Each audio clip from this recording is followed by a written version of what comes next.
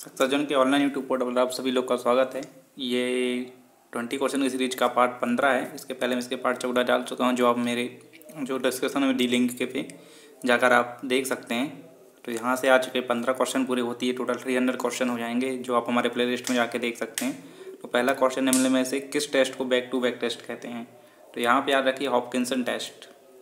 जो Hopkinson test है इसी को हम क्या बोलते हैं, बैक टू बैक टेस्ट बोलते हैं। यानी हॉपकिंसन टेस्ट में क्या होता है कि मोटर को डीसी मोटर का क्या होता है, फुल लोड टेस्ट किया जाता है। तो फुल लोड पर हमें क्या मिलते हैं, कॉपर लॉस। तो यहाँ पे हॉपकिंसन टेस्ट किया जाता है। और हॉपकिंसन टेस्ट हम क्या करते हैं, दो मशीनों को, यानी एक मशीन को एज अ जनरेटर और एक मशीन को एज अ मोटर वर्क करती है। यानी इन दोनों मशीनों को कपल करके रखती हैं। यानी कि ये जो मोटर के लिए जनरेटर मोटर के लिए मोटर जनरेटर के लिए लोड का कार्य करता है। तो इस टाइप से क्या होता है, हमारा मोटर का फुल लोड टेस्ट होता है। तो यहाँ पे जो हॉपकिंसन टेस्ट है उसी को हम क्या बोलते हैं, बैक टू बैक टेस्ट। और ऐसे ही बैक टू बैक टेस्ट हमारा ट्रांसफार्मर होता है, जिसमें हम दो ट्रांसफार्मर को पैरेलल में कनेक्ट करके रखते हैं।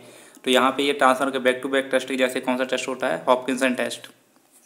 अगला क्वेश्चन है, डीसी सीरीज मोटर का जो हैंडल है वो बार बार ऑफ स्थिति में चला जाता है। ये क्या है, 2 पॉइंट या 3 पॉइंट स्टार्टर से बात पॉइंट है कि यहाँ पे हमारा कुछ इस टाइप से स्टार्टर बना हुआ है। और यहाँ पे क्या होता है, एक एनवीसी कॉइल होती है। और यहाँ से क्या होता है, हमारा हैंडल एक स्प्रिंग के थ्रू ऐसे जुड़ा होता है। और ये हैंडल क्या होता है, यहाँ पे आगे रखता है। तो ये क्या होता है, जैसे ही बार बार क्या हो रहा है, ये हैंडल जो है बार बार अपना क्या हो रहा है, ऑफ पोजीशन, ये ऑफ पोजीशन कहलाती है। यहाँ पे क्या हो जाता है, स्टार्टर ऑन हो जाता है। शुरुआत में क्या होता है, बैक ईएमएफ कम होता है। तो इस बैक ईएमएफ के कम होने के कारण मोटर ज़्यादा करंट लेती है। तो उस करंट को कम करने में क्या करते हैं, सीरीज में रेजिस्टेंस लगा के रखते हैं R1 R2, जिससे क्या होता है, मोटर सेफली स्टार्ट होती है। और स्टार्टर के कई फायदे हो रहे हैं, जैसे यदि मोटर अपने आप सप्लाई ऑफ हो जाती है तो दोबारा सप्लाई जाती है तो मोटर बंद हो जाती है, लेकिन दोबारा सप्लाई के आने पर मोटर दोबारा चालू नहीं होती। यानी कि इस टाइप से मोटर में ओवरलोड प्रोटेक्शन और शॉर्ट सर्किट प्रोटेक्शन, कई टाइप के प्रोटेक्शन लगे होते हैं। तो यहाँ पे क्या होता है कि जब क्या होता है, यदि मोटर के पास वोल्टेज बहुत कम है, यदि वोल्टेज बहुत कम है तो इस एनवीसी को बहुत कम वोल्टेज मिलता है। और क्या होता है, ये जो है एक मैग्नेट के थ्रू यहाँ पर होल्ड करके रखता है इस हैंडल को। तो ये मैग्नेट के थ्रू इस हैंडल को होल्ड नहीं कर पाता और क्या होता है, बार बार अपनी ऑफ स्थिति में चला जाता है। इसके बाद क्या होता है, ओवरलोड। ओवरलोड की कंडीशन में क्या होता है, यहाँ पे वोल्टेज गिरता है तो भी क्या होती है, यहाँ पे हैंडल बार बार ऑफ होता है। इसके बाद होता है हाई फील्ड कंट्रोल प्रतिरोध। यदि हम क्या करते हैं, फील्ड में हाई रेजिस्टेंस लगा देंगे तो क्या होगा, बहुत ज़्यादा वोल्टेज ड्रॉप क्या हो जाता है, फील्ड में हो जाता है। और जो एनवीसी को है बहुत कम वोल्टेज मिलता है, जिस कारण से भी क्या होता है, इस हैंडल को यानी इस जो एनवीसी उसको कम वोल्टेज मिलने से handle bar bar of position में चला जाता है। यहाँ पे सही आंसर क्या हो जाएगा, ऑल ऑफ दीज। इसके बाद अगला क्वेश्चन है कि निम्न में से किन टेस्टों के लिए दो मशीनों की आवश्यकता होती है? तो यहाँ पे होता है हॉपकिंसन टेस्ट और फुल टेस्ट। हॉपकिंसन टेस्ट में पहले ही बता चुका हूँ कि ये फुल लोड पे किया जाता है, जिससे हमें क्या मिलते हैं, कॉपर लॉस मिलते हैं। और ये बड़ी मशीन में किया जाता है। नॉर्मल छोटी मशीनों में ब्रेक टेस्ट करके इस टेस्ट को कर लेते हैं, लेकिन बड़ी बड़ी मशीनों में ये ब्रेक टेस्ट करना पॉसिबल नहीं होता, क्योंकि उनका टॉर्क बहुत ज़्यादा होता है और इस ब्रेक टेस्ट के लिए हमारे लिए बहुत ज़्यादा लॉसेस हो जाते हैं। तो यहाँ पर हम क्या करते हैं, हॉपकिंसन टेस्ट करते हैं। और ये फील्ड टेस्ट होता है सीरीज मोटर के लिए, स्पेशली टेस्ट होता है जो किसमें होता है, केवल सीरीज मोटर में। और ये क्या होता है, एक टाइप से नो लोड टेस्ट होता है। एक बात आप याद रखिए, कभी हम सीरीज मोटर को नो लोड पे नहीं चला सकते, क्योंकि नो लोड पे क्या होता है, इसकी स्पीड बहुत ज़्यादा हाई हो जाती है। तो इसकी स्पीड को कम करने के लिए, यानी इस हाई स्पीड हो जाएगी, तो इस हाई स्पीड को हम क्या कर सकते हैं, बहुत ज़्यादा हाई स्पीड हो जाती है, यानी हम जो सीरीज मोटर है वो कौन सा टेस्ट, स्विनबार टेस्ट हम सीरीज मोटर में नहीं कर सकते। ठीक है, यानी कि स्विनबार टेस्ट क्या होता है, नो लोड पे करते हैं। तो स्विनबार टेस्ट हमारा शंट मोटर में या कंपाउंड मोटर में और डिफरेंशियल कंपाउंड मोटर में भी हो जाता है, लेकिन यहाँ पे हम इसको किस में नहीं कर सकते, ये सीरीज मोटर में, क्योंकि यहाँ पे सीरीज मोटर को नो लोड पे नहीं चलाया जा सकता। तो यहाँ पे हम क्या करते हैं, सीरीज मोटर में जो कॉपर लॉस यानी आयरन लॉस निकालने के लिए जो टेस्ट होता है वो कौन सा हो जाता है, हमारा फील्ड टेस्ट। तो यहाँ पे हॉपकिंसन टेस्ट और फील्ड टेस्ट दोनों हमारे पास क्या होती है, दो मोटर यानी दो मशीन, एक मोटर या एक जनरेटर दोनों की आवश्यकता है। लेकिन स्विनबार टेस्ट हम क्या करते हैं, नो लोड पे करते हैं, यानी मोटर को नो लोड पे चढ़ाकर छोड़ दिया जाता है। तो ये हमारा क्या होता है, स्विनबार टेस्ट हम केवल नो लोड पे कर लेते हैं, यानी हमें केवल एक मशीन की आवश्यकता होती है। लेकिन जब हम हॉपकिंसन टेस्ट और फील्ड टेस्ट करते हैं हमें क्या हो जाता है, दो मशीनों की आवश्यकता हो जाती है। तो अगला क्वेश्चन, यदि किसी डीसी सीरीज मोटर की गति n तथा आर्मेचर करंट I हो तो दोनों के मध्य संबंध क्या होगा? डीसी सीरीज मोटर यानी कि T is directly proportional to IA square. ठीक है, और T और स्पीड में क्या रिलेशन होता है कि T is inversely proportional to 1/n, यानी जितनी स्पीड बढ़ेगी उतना कम टॉर्क और टॉर्क बढ़ने से स्पीड घटती है। तो हम यहाँ पे क्या लिख सकते हैं कि 1/n equal to IA square. और यदि हम इसको IA स्क्वायर को हटाएंगे तो क्या हो जाएगा, अगला हमारा हो जाएगा IA, कि यहाँ पे हो जाएगा 1/√n into IA square, 1/√n into IA। तो यहाँ पे सही आंसर क्या हो जाएगा कि IA इक्वल टू 1/√n। ठीक, तो अगला क्वेश्चन है कि स्पीड कंट्रोल की सबसे अच्छी विधि है। फील्ड कंट्रोल, आर्मेचर डाइवर्टर विधि, बॉर्ड लियोनार्ड विधि या वोल्टेज कंट्रोल विधि। तो याद रखिए स्पीड कंट्रोल की सबसे अच्छी विधि हमारी बॉर्ड लियोनार्ड विधि होती है, क्योंकि फील्ड कंट्रोल में क्या मिलता है, हमेशा जब भी हम कुछ भी ज़्यादा हो, सीरीज मोटर हो या शंट मोटर हो, यदि हम फील्ड को कम या ज़्यादा करते हैं तो फील्ड को कम करने से क्या होता है, बेस स्पीड से, यानी फील्ड को हम बढ़ा तो सकते नहीं, केवल कम कर सकते हैं एक बार कंस्ट्रक्शन होने के बाद। तो यहाँ पर हमें केवल बेस स्पीड से ज़्यादा स्पीड मिलती है। लेकिन यदि हम क्या करते हैं, आर्मेचर डाइवर्टर विधि करते हैं, तो यहाँ पे क्या होता है, हमें बेस स्पीड से कम स्पीड मिलती है। लेकिन बॉर्ड लियोनार्ड विधि क्या होती है, ऐसी विधि होती है जो 0 से 1 या मैक्सिमम से मिनिमम तक स्पीड दे सकती है। यहाँ पे इसका कुछ इस टाइप से ग्राफ बनता है कि ये क्या हो जाता है स्पीड, और यहाँ मैं मान लेता हूँ टॉर्क। तो यहाँ पे क्या होता है, बीच में होती है हमारी कौन सी, बेस स्पीड। तो मैंने मान लिया मेरी बेस स्पीड। तो यहाँ पे इस वाले मेथड से बहुत से क्वेश्चन आते हैं कि यहाँ पे क्या होता है, इस साइड हमारा क्या होता है, बेस स्पीड से कम स्पीड है, यानी हमारी कौन सी मेथड है, आर्मेचर कंट्रोल। इस साइड हमारी आर्मेचर कंट्रोल मेथड हो गई, और यहाँ पे बेस स्पीड ज़्यादा स्पीड, इसलिए यहाँ पे क्या हो जाएगा हमारा फील्ड कंट्रोल मेथड। ठीक, तो यहाँ पे जब क्या होता है कि जब हमारा क्या होता है, भी आर्मेचर कंट्रोल मेथड होती है, तो आर्मेचर कंट्रोल मेथड हमें क्या मिलता है, कांस्टेंट टॉर्क मिलता है, यानी टी क्या होता है कांस्टेंट, और क्या मिलता है वेरिएबल पावर। ये मेरी क्या हो जाएगी, पावर वेरिएबल पावर। तो इसको हम क्या बोलते हैं, constant torque and variable power method. किसमें, जब बेस स्पीड से कम होती है बॉर्ड लियोनार्ड में। और जैसे ही हमारा क्या होता है, बेस स्पीड से स्पीड ज़्यादा होती है, ये हमारा बेस स्पीड ज़्यादा हुई, तो ये हमारा क्या होता है कि स्पीड, यानी जैसे हम फील्ड को बढ़ाएंगे, यानी फील्ड को कम करेंगे तो क्या हो जाएगा, यानी बेस स्पीड से कम फील्ड कंट्रोल करेंगे तो स्पीड हमेशा क्या होगी, बढ़ेगी। यानी यहाँ से क्या होता है, ये स्पीड बढ़ती है, स्पीड बढ़ेगी तो क्या हो जाएगा, टॉर्क डिक्रीज होगा, यानी कि टॉर्क डिक्रीज हो जाएगा, पावर क्या हो जाएगी, कॉन्स्टेंट हो जाएगी। तो इसको हम क्या बोलेंगे, इस साइड हमारा क्या हो जाएगा, constant power in variable torque method, और इस साइड हमारा क्या हो जाएगा, कॉन्स्टेंट टॉर्क और वेरिएबल पावर मेथड। तो ये क्या होता है, हमारी बॉर्ड लियोनार्ड मेथड होती है, जिसमें क्या होता है कि स्पीड कंट्रोल की सबसे विधि है। तो ये सब इस क्वेश्चन से रिलेटेड कोरिलेटेड क्वेश्चन है जो मैं आपको इस वीडियो में बता रहा हूँ, ये आपको आगे भी काम आएंगे। तो अगला क्वेश्चन है, ओवर व अंडर कंपाउंड जनरेटर को बनाया जाता है शंट फील्ड में टर्न की संख्या को बढ़ाकर, सीरीज फील्ड में टर्न की संख्या को बढ़ाकर, फील्ड एक्साइटेशन बढ़ाकर, या आर्मेचर की टर्न की संख्या को बढ़ाकर। तो ओवर और अंडर कंपाउंड क्या होते हैं, कम्युलेटिव कंपाउंड जनरेटर के टाइप्स होते हैं, यानी कि इसमें मेनली 3 टाइप होते हैं, फ्लैट कंपाउंड, ओवर कंपाउंड और अंडर कंपाउंड। तो फ्लैट कंपाउंड में क्या होता है कि आप हमेशा वोल्टेज लगभग कांस्टेंट बना होता है, ओवर कंपाउंड में लोड के साथ वोल्टेज बढ़ता है, जबकि अंडर कंपाउंड में क्या होता है, लोड के साथ वोल्टेज घटता है। तो ये जो भी ओवर और अंडर कंपाउंड जो भी डिसाइड होता है, तो ये मान लेते हैं मेरा आर्मेचर है, इस आर्मेचर से यहाँ पे शंट फील्ड कनेक्ट है, और ये यहाँ पे क्या है कि एक सीरीज फील्ड है जो क्या है लोड के साथ लगी हुई है। तो ये मेरा कौन सा हो जाएगा, long shunt cumulative compound generator, यानी दोनों में फ्लक्स इस टाइप डायरेक्शन में होगा कि टोटल फ्लक्स जुड़े। तो यहाँ पे मेरी क्या हो जाएगी, RSE। तो ये मान लेता हूँ कि ये नॉर्मल कंडीशन में 100 टन है, यदि मैं 100 के 100 टन रखता हूँ तो ये मेरा कौन सा बन जाता है, फ्लैट कंपाउंड। यदि मैं टन की संख्या घटा दूंगा तो कौन सा बन जाएगा, अंडर कंपाउंड। यदि मैं टन की संख्या को और ज़्यादा बढ़ा लूँगा तो ये मेरा कौन सा बन जाएगा, ओवर कंपाउंड जनरेटर।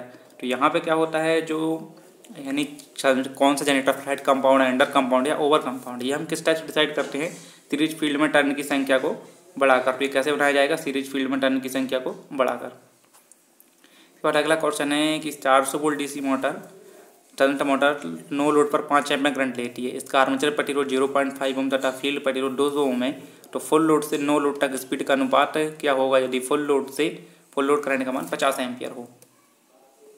तो यहाँ पे इसको सॉल्व करने का तरीका, यहाँ पे मैं क्या, टर्मिनल वोल्टेज कितना दिया गया है, यहाँ पे टर्मिनल वोल्टेज दिया गया है 400 वोल्ट, ये हमारा क्या हो जाएगा, टर्मिनल वोल्टेज हो जाएगा। इसके बाद जो टर्मिनल वोल्टेज 400 वोल्ट दिया सी, तो ये हमारा क्या हो जाएगा, टर्मिनल वोल्टेज कितना हो गया, 400 वोल्ट। इसके बाद जो दिया है 2 एम्पियर 5 एम्पियर, यानी कि देखो यहाँ पे क्या 400 वोल्ट है और टोटल करंट नो लोड की स्थिति, यानी ये जो कंडीशन है मैंने कौन सी लेके रखी है, नो लोड की कंडीशन में। तो नो लोड की कंडीशन में यहाँ पे क्या दिया गया है कि 5 एम्पियर करंट जाता है। अब ये 5 एम्पियर करंट जाता है तो 400 और 200 तो पैरेलल हूँ, यानी इसमें कितना जाएगा, 2 एम्पियर, यानी 5 में से 2 यहाँ चला जाता है, तो KCL के लॉ के हिसाब से 3 एम्पियर किस में जाएगा, आर्मेचर में। अब हम क्या लेंगे, सीधा यहाँ पे फॉर्मूला निकालेंगे कि जब नो लोड कंडीशन हो तो हमारा कितना यहाँ पे EG का क्या होगा, EB, यानी कितना EB जनरेट होता है, EB1, क्योंकि ये मोटर है तो यहाँ पे क्या हो जाएगा, EB1। तो कितना EB1 जनरेट होता है, तो पहला EB1 इक्वल टू क्या हो जाएगा, VT माइनस IARA। ठीक है, तो यहाँ पे हमको क्या मिल जाएगा, EB1 इक्वल टू 5 यानी 400 इंटू 3, ये भी क्या हो जाएगा, EB1 400 इंटू 3 इंटू 0.5 यानी 1.5। जब हम इसको कैलकुलेट करेंगे तो कितना आ जाएगा, 39.85। इसके बाद तो हमारी नो लोड कंडीशन हो गई। इसके बाद उसमें दिया गया है कि जैसी हमारी मोटर क्या होती है, लोड पे आती है तो कितना मोटर करंट, कितना करंट देने लगती है, 50 एम्पियर। तो ये 50 एम्पियर क्या है, इस फील्ड के साथ फिर से ये जो टर्मिनल वोल्टेज है उसके साथ फील्ड पैरेलल में लगी हुई है, तो यहाँ पे भी कितना जाएगा, 2 एम्पियर करंट। इसके बाद यहाँ पे 2 एम्पियर करंट अगर यहाँ जाता है तो 50 में से 2 घटाएंगे तो 48 इसमें जाएगा। फिर हम क्या निकालेंगे, यहाँ पे EB2 निकालेंगे, तो EB2 इक्वल टू क्या हो जाएगा, VT minus IA I2 into IA2 into RA, ठीक। तो यहाँ पे क्या हो जाएगा, 400 इंटू 40 तो कितना जाएगा, इसको कैलकुलेट करके 376 वोल्ट। इसके बाद यदि हम EG1, इसके बाद देखिए यहाँ पे क्वेश्चन में हमें देखना होगा कि क्वेश्चन पूछा गया है नो लोड से फुल लोड का रेशो पूछा गया है, या सॉरी क्वेश्चन में पूछा गया है फुल लोड से नो लोड का रेशो। जब फुल लोड से नो लोड का रेशो पूछा जाए तो हम क्या करेंगे, EB2 अपॉन EB1, तो हमारा कितना जाएगा 0.94। यदि क्वेश्चन में पूछा जाता है कि नो लोड से फुल लोड का रेशो, तो नो लोड को ऊपर रखते, फुल लोड नीचे रखते, कितना जाता है 1.05। तो यहाँ पर क्वेश्चन में पूछा गया है कि फुल लोड से नो लोड का रेशो क्या होगा, तो इतना हो जाएगा 0.94।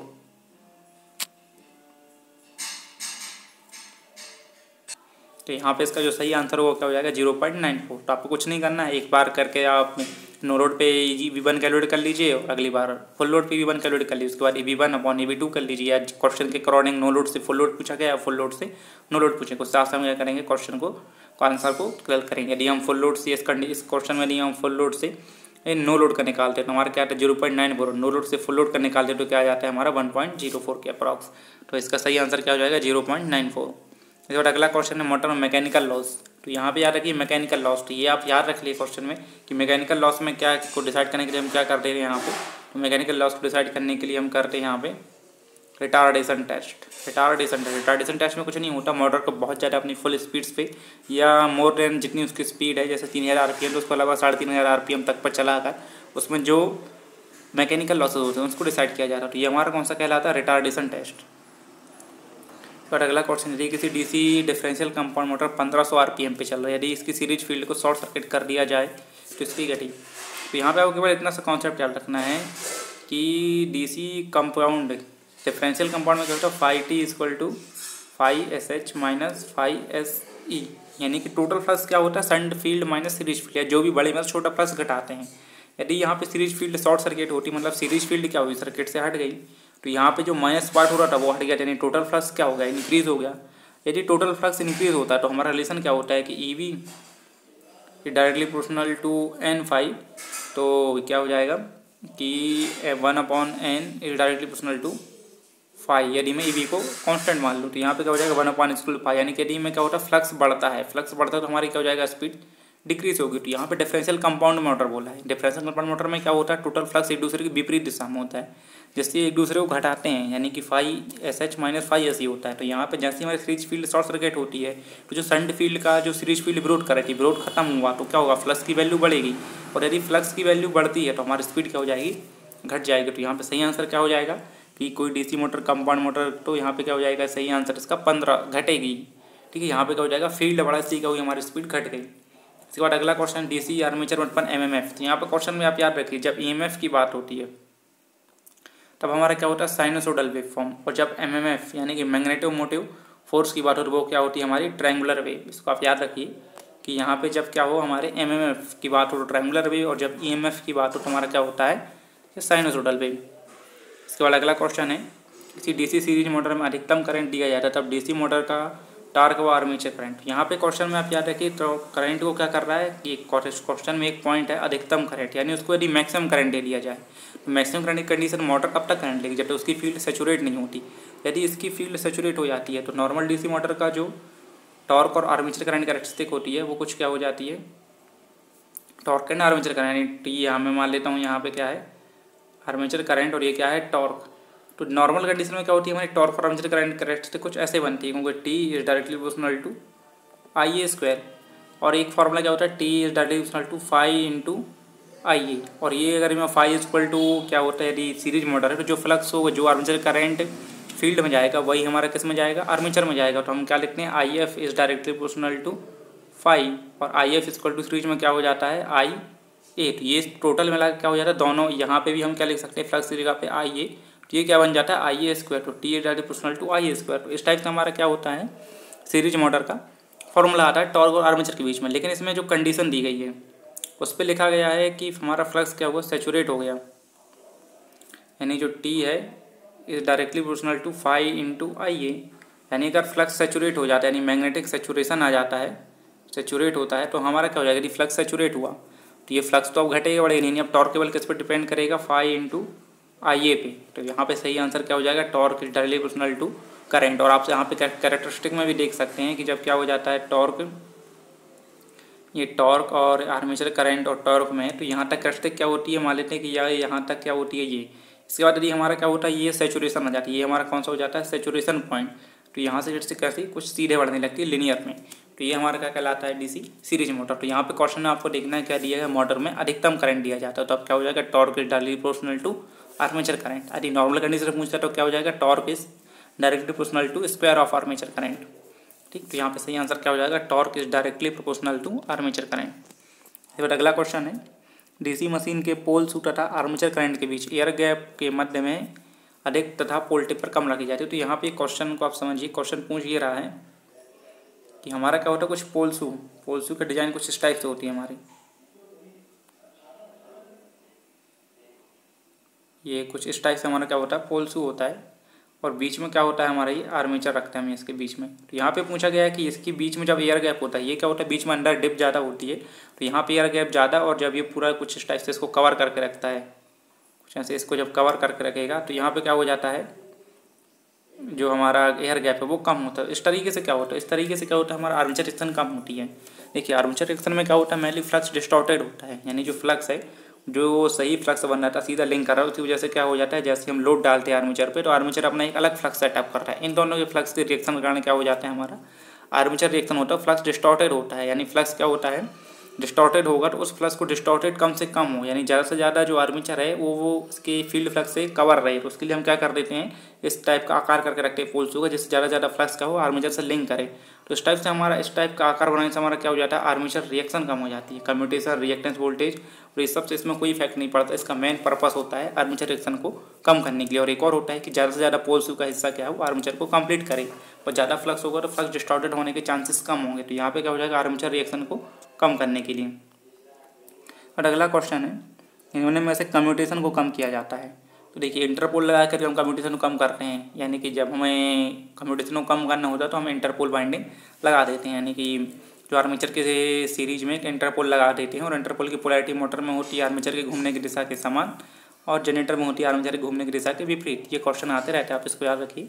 इसके बाद अगला क्वेश्चन, ब्रश का प्रतिरोध बढ़ाकर, यहाँ पर ब्रश के प्रतिरोध बढ़ाकर थोड़ा बहुत स्पार्किंग को कंज्यूम कर सकते हैं, यानी यहाँ पे स्पार्किंग कम होने लगती है, इसलिए हम कार्बन ब्रश, बड़ी बड़ी मोटरों में कार्बन ब्रश, ग्रेफाइट ब्रश भी यूज करने लगते हैं, यानी हाई रेजिस्टेंस वाली चीज़ें यूज करते हैं। इसके बाद अगला क्वेश्चन, रिएक्टेंस वोल्टेज कम करके, तो ये भी हो सकता है रिएक्टेंस वोल्टेज को कम करके। देखिए ये एक होता है कुछ इस टाइप से, अगर मैं आर्मेचर मान लेता हूँ यहाँ पे और यहाँ पे, तो यहाँ पे जो बीच में मानते हैं इसको हम रिएक्टेंस वोल्टेज बोलते हैं। और रिएक्टेंस वोल्टेज कुछ नहीं है, आप क्या होता कुछ नहीं है, ये बहुत सारे कम्यूटेटर सेगमेंट है, ठीक। तो यहाँ पे क्या होता है, जब ब्रश इन दोनों को शॉर्ट सर्किट करता है तो इसमें क्या जीरो करंट फ्लो होगा। अगली बार में क्या होगा, जब आगे जाएगा तो मैक्सिमम करंट फ्लो मिलेगा। तो इस जीरो और बार बार करंट में चेंजेस आने की वजह से, जब करंट में चेंजेस आएगा तो हमारा क्या हो जाएगा, सेल्फ इंड्यूस ईएमएफ जनरेट हो जाएगा। एक सेल्फ इंड्यूस ईएमएफ क्या होता है, हमारे कार्बन ब्रश पर जनरेट होता है, और उसी वजह से क्या होती है, स्पार्किंग होती है। तो यही तो हमारा रिएक्टेंस वोल्टेज कहलाता है, E=L/di/dt। यानी यदि करंट में चेंजेस आते हैं तो वहाँ पे एक ईएमएफ जनरेट होगा। इस फॉर्मूले के हिसाब से इस फॉर्मूले करेंगे E=L/di/dt। यानी अगर किसी भी जगह पर करंट में चेंजेस आते हैं, कॉइल तो है हमारे पास, क्योंकि आर्मेचर पूरी वाइंडिंग में कॉइल होती है, इस करंट के चेंजेस आने की वजह से इसमें क्या होता है, एक ईएमएफ जनरेट हो जाता है जो अतिरिक्त ईएमएफ होता है, ठीक है। तो इसी ईएमएफ की वजह से क्या होता है, हमारा कम्यूटेशन होता है। तो इसी को यदि कम करेंगे तो भी हमारा क्या हो जाएगा, कम्यूटेशन कम हो जाएगा। तो यहाँ पे क्या हो जाएगा, रिएक्टेंस वोल्टेज को कम करके, सॉरी ये हो जाएगा रिएक्टेंस वोल्टेज को कम करके। तो कम्यूटेशन कम किया जा सकता है कैसे, रिएक्टेंस वोल्टेज को भी कम करके। तो यहाँ पे सही आंसर क्या होगा हमारा, इनमें से सभी। इसके बाद अगला क्वेश्चन है, यदि किसी डीसी मोटर का तो 240 वोल्ट पर आर्मेचर प्रतिरोध 10 ओम है तथा आर्मेचर करंट 2 ओम है, तब जनरेटर या मोटर की तरह कार्य करे। तो देखिए, तो दोनों स्टीम में ईएमएफ, ठीक, उत्पन्न ईएमएफ मोटर में हमारा बैक ईएमएफ होता है, जनरेटर हमारा क्या होता है, ईजी। तो दोनों के बीच में अंतर पूछा गया, तो सबसे पहले अपन लिखेंगे easy VT plus IA/R। VT हमारा कितना है 240, ठीक है, 240 प्लस 10 10 × 2 = 20, तो ये कितना हो जाएगा 260, यानी हमारा Eg कितना हो जाएगा 260 वोल्ट। इसके बाद आप कुछ मत करिए, Eg2 निकाल लीजिए। तो Eb, अब Eb निकाल लीजिए। तो Eb इक्वल टू क्या हो जाएगा VT माइनस IA RA। तो VT इक्वल टू कितना हो जाएगा हमारा, VT इक्वल टू आप लिखेंगे वापस 240 और माइनस IAR, यानी फिर से ये 20 होगा। तो अब क्या हो जाएगा, 240 में से 220 जाएंगे तो कितना, 240 में से 20 जाएगा तो कितना हो जाएगा 220, और पहले कितना था 260 माइनस 220 इक्वल टू कितना हो जाएगा 40 वोल्ट। दोनों के बीच में जो EMF पर अंतर होगा कितना हो जाएगा 40 वोल्ट। यहाँ पर ऑप्शन नहीं, यहाँ पर क्या हो जाएगा नन ऑफ दिस, नहीं, सही आंसर क्या हो जाएगा हमारा 40 वोल्ट। इसके बाद अगला क्वेश्चन है, कोई DC generator 750 RPM 220 volt generate करता है। यदि इसकी स्पीड को 700 RPM कर दिया जाए तो 250 वोल्ट जनरेट कर रहा है। एक चीज़ आप देखिए, यहाँ पे क्वेश्चन में एक क्लू है कि क्या होगा, तो फ्लक्स में, तो फील्ड फ्लक्स में कितना परिवर्तन होगा। तो आप देखिए यहाँ से एक चीज़ अंदाजा भी लगा सकते हैं कि 750 RPM और स्पीड को घटा रहे हैं, तब भी हमारा क्या हो रहा है, वोल्टेज बढ़ रहा है, यानी फ्लक्स की वैल्यू तो बड़ी होगी, यानी हमारा फ्लक्स 0 पॉइंट के आसपास तो हो नहीं सकता, यानी जो पहले फ्लक्स था उस हमने फ्लक्स को बढ़ाया होगा तभी हमारा बढ़ा। तो इसको आप क्वेश्चन करने के लिए सीधा यहाँ पर हम क्या कर सकते हैं, Eg1 equal to N151, Eg2 equal to N252। Eg1 हमारा क्या हो जाएगा, पहले किसी में हमारा वोल्टेज कितना था 220 वोल्ट, और फिर कितना, ये 220 लिखा है 220 वोल्ट, और यहाँ पे कितना हो गया 750 इंटू 100, और यहाँ पे फिर अगली बार वोल्टेज कितना हो जाता है 250। जब आप इसको सॉल्व करेंगे तो क्या बनेगा, ये बनेगा 22 into 125 into 750 into 7 cross x, यानी यहाँ पे जो पहले कंडीशन आप यहाँ पे देखिए, एक चीज़ ये है कि पहले मेरे को पता नहीं था फ्लक्स कितना है, तो मैंने मान लिया कि फ्लक्स 100 है, और अगली कंडीशन मेरे को फ्लक्स निकालना है तो क्या हो जाएगा x। तो यहाँ पे केवल एक चीज़ ये है कि यहाँ पे फाइव दिया नहीं गया, लेकिन हम मान सकते हैं कि पहले फ्लक्स 100% रहा होगा, फिर हमने उस 100% को कम किया होगा या घटाया होगा, नहीं पता मेरे को, घटाया बढ़ा। तो यहाँ पर हम इसको मान लेते हैं कि वैल्यू 100, आप 1 भी मान सकते हैं, कोई दिक्कत नहीं, मैंने मान लिया 100। तो यहाँ पर क्या हो जाएगा 220/25 इंटू 750 इंटू 7 क्रॉस x, तो x इक्वल टू क्या हो जाएगा 75 इंटू 25 7 क्रॉस 22, और ये हो जाएगा एट। अब इसको सॉल्व करेंगे कितना जाएगा 121.75। तो पहले वोल्ट फ्लक्स कितना था 100, अब कितना हो गया 121.75, यानी कितने का इंक्रीमेंट आया 21.75% यानी हमें फ्लक्स को कितना 21.75% बढ़ाना हो, यानी पहले यदि 100 वीवर था तो हमें कितना रखना पड़ेगा 121.75 वीवर। ठीक, तो हमारा सही आंसर क्या हो जाएगा 21.75%। तो यहाँ पे सही आंसर क्या हो जाएगा 21.7% या 20, और एक्यूरेट आंसर क्या है 21.75%। तो आपको कुछ नहीं करना है, Eg1/N151। यदि फ्लक्स नहीं दिया है तो हम उसको पहले कंडीशन में एज्यूम कर सकते हैं 100, और अगली कंडीशन में अपने आप मिल जाएगा, नहीं 100 से कम या ज़्यादा। अब उसकी जगह पर 1 भी मान सकते थे, कोई दिक्कत नहीं, कोई भी ऐसा एज्यूम नंबर के लिए। तो हमें 100 एज्यूम करिए, क्योंकि 100 से हमें कैलकुलेशन करना आसान होता है परसेंटेज पे, 21 या 21.75। ये अगला क्वेश्चन है, निम्न में से किस मोटर को स्टार्टिंग टॉर्क अधिक होगा। तो आप याद रखिए, देखिए यहाँ पे जो जितनी भी इंडक्शन मोटर इनका 3 सब मोटर का स्टार्टिंग टॉर्क अच्छा होता है, लेकिन इन चारों में से किसका सबसे अच्छा होगा। 3 फेज का भी अच्छा होता है, स्क्वायर केज इंडक्शन मोटर भी अच्छा होता है, ये दोनों तो एक सी हो गई। ठीक, 3 फेज इंडक्शन मोटर या स्क्वायर केज इंडक्शन मोटर, ठीक है, इनका होता है। इसके बाद क्या होती है यूनिवर्सल और सीरीज। हमेशा सबसे ज़्यादा जो टॉर्क देती है हमें AC मोटर के अपेक्षा DC मोटर का टॉर्क ज़्यादा होता है। तो यहाँ पे देखिए यूनिवर्सल और DC सीरीज, तो इस DC सीरीज मोटर का जो कन्वर्जन है उसको करके हमने क्या बनाई है यूनिवर्सल, लेकिन ये बेसिक क्या है हमारी सीरीज मोटर। तो क्या होता है, ये यूनिवर्सल मोटर AC की अपेक्षा DC में हमें ज़्यादा एफिशिएंसी देती है, यानी AC की अपेक्षा में DC में ज़्यादा एफिशिएंसी मिलती है। यानी यहाँ पे क्या हो जाएगा, जो DC सीरीज मोटर है वो यूनिवर्सल मोटर से हमें क्या देगी, ज़्यादा टॉर्क देगी। यदि कोई DC cumulative compound motor 1500 RPM पे चल रही है, तो फिर से वही क्वेश्चन है कि DC कम्युलेटिव कंपाउंड, तो यहाँ पे कम्युलेटिव कंपाउंड में क्या होता है, total flux 5T equal to 5SH plus 5SE होता है। अब हमारी यदि सीरीज फील्ड शॉर्ट सर्किट होती है, सीरीज फील्ड शॉर्ट सर्किट होती है तो ये 5SE गया। अगर ये 5SE यहाँ पे नहीं मिलता है हमारे लिए, 5SE को यदि हम यहाँ इरेज करते हैं तो हमें पास क्या चाहिए 5T इक्वल टू केवल 5SH, यानी हमारा क्या होगा टोटल फ्लक्स डिक्रीज हुआ। यदि टोटल फ्लक्स डिक्रीज हुआ तो हमारा क्या होता है N is inversely proportional to 1/5। तो यदि हमारा total N is inversely proportional to 1/5, यदि हमारा क्या होता है टोटल फ्लक्स डिक्रीज होता है तो स्पीड क्या हो जाएगी, बढ़ जाएगी। तो यहाँ पे क्या हो जाएगा, हमारी स्पीड बढ़ेगी। इसी वाला अगला क्वेश्चन है चक्रण। तो जो मैकेनिकल लॉस होते हैं उन्हीं को हम क्या बोलते हैं, चक्रण लॉस। तो यहाँ पे हम रिटार्डेशन टेस्ट क्यों करते हैं, इसके रिटार्डेशन, तो चक्रण किससे निकालेंगे हम, रिटार्डेशन टेस्ट से। फील्ड टेस्ट हम किस पे करते हैं, केवल सीरीज मोटर पे, नो लोड की कंडीशन में, क्योंकि वहाँ पे सिनुवर टेस्ट नहीं किया जा सकता। ऑफकेशन टेस्ट हम करते हैं फुल लोड पे, और सिनुवर क्या करते हैं हम नो लोड पे करते हैं, किसके लिए, DC शंट और कंपाउंड मोटर के लिए हम कौन सा करते हैं, सिनुवर टेस्ट। इसके बाद अगला क्वेश्चन है, किसी लैब बाउंड DC जनरेटर में आर्मेचर में कंडक्टर संख्या Z है तथा पोल की संख्या P हो तो इक्वलाइजर रिंग, तो इक्वलाइजर रिंग आप हमेशा याद रखें, हमेशा किस्म होती है लैप बाउंड में, यानी यदि सब लैप बाउंड में क्या होते हैं, बहुत सारे पैरेलल पाथ होते हैं, तो यदि क्या होता है बहुत सारे कार्बन ब्रश का यूज किया जाता है यहाँ पे, तो सब यदि कार्बन ब्रश में इक्वल करंट फ्लो नहीं हो रहा हो तो वहाँ पे हम क्या कर देते हैं, इक्वलाइजर रिंग का प्रयोग करते हैं। तो इस इक्वलाइजर रिंग की संख्या कितनी होगी, तो जितने देखिए जितने पैरेलल पाथ होंगे उतने कार्बन ब्रश होंगे तो उतनी हमें इक्वलाइजर रिंग भी लगानी होंगी, तो Z/P, यानी टोटल कंडक्टर इतने हैं और टोटल पैरेलल पोल की संख्या ये है, तो इतने हमारे पैरेलल पाथ कितने आ जाएंगे, Z/P। तो यही हमारा क्या हो जाएगा आंसर, Z/P, उतनी इक्वलाइजर रिंग लगेंगी।